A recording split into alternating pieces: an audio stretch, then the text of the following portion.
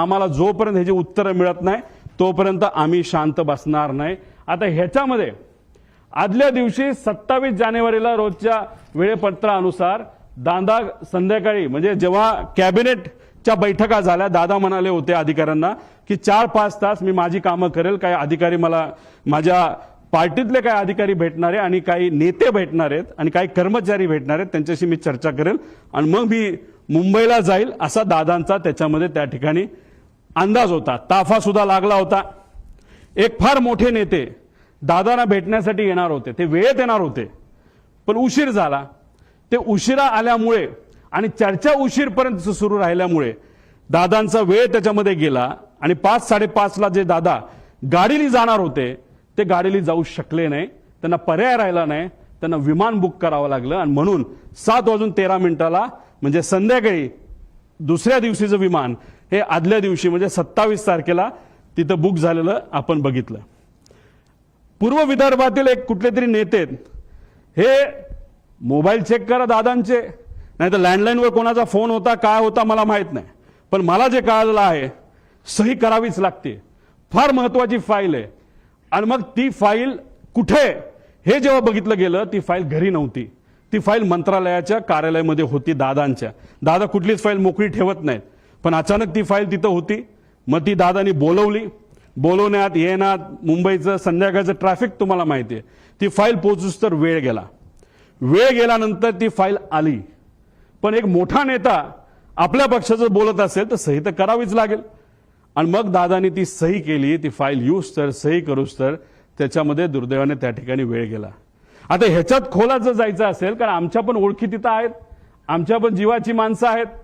अजितदादांबरोबर जेव्हा केव्हा मी भेटलो आणि दादांचा जो काही शेवटचे 3-4 महिने होते त्यात मी दादा आणि त्यांच्याबरोबरचे अधिकारी एकदम घट्टपणे एक फार महत्वाची चर्चा त्या ठिकाणी करायचो आणि ती करत असताना मग काही अधिकाऱ्यांचे कर्मचाऱ्यांचे त्याच्यावर आमच्यावर त्या ठिकाणी विश्वास असल्यामुळे तिथं चर्चा काय चालली होती हा विषय जेव्हा केला तेव्हा तिथं चर्चा कुठले तरी राजकीय कन्सल्टंट कोणीतरी आहे त्यांचा जो कॉन्ट्रॅक्ट आहे जो शेकडो कोटीचा आहे तो आपल्याला कॅन्सल करावा लागतोय कारण त्यांच्याकडनं काहीच आपल्याला मिळत नाही, त्याचा काहीच फायदा होत नाही। कारण 7 दिवस आधी सुद्धा बारामती हॉस्टेलला दादांना जेव्हा मी भेटलो होतो तेव्हा सुद्धा दादांनी काही लोकांना सांगितलं होतं शहाणपणा करू नका, राजकारण आम्हाला शिकू नका, राजकारण आम्ही कसं करायचं हे माहिती सर्वे फक्त तुम्ही करा, अशी काहीतरी चर्चा तेव्हा झाली होती। आणि अशा पद्धतीची चर्चा तिथं झाली आणि दादांना त्याच्यामध्ये उशीर झाला आणि मग दादांना प्लॅन बदलावा लागला।